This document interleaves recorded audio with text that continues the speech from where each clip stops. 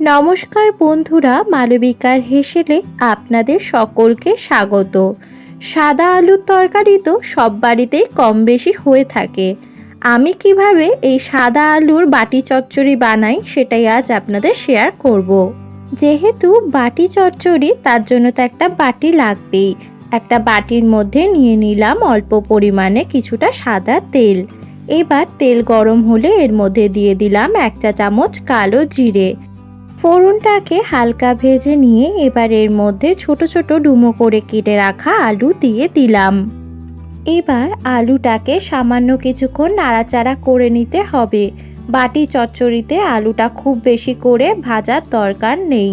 এবার এর মধ্যে দিয়ে দিলাম পরিমাণ মতো সন্ধক লবণ।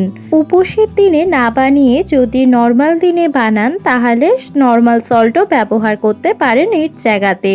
আলুটাকে হালকা ভেজে নিয়ে এবার এর মধ্যে পরিমাণ মতো জল দিয়ে দিলাম। আর দিয়ে দিলাম এর মধ্যে 3টে চেরা কাঁচা লঙ্কা। এবার ঢাকা দিয়ে আলুটাকে সেদ্ধ করে নিতে হবে। মাঝে একবার ঢাকাটা খুলে দেখে নিয়ে আবার ঢাকাটা দিয়ে দিলাম।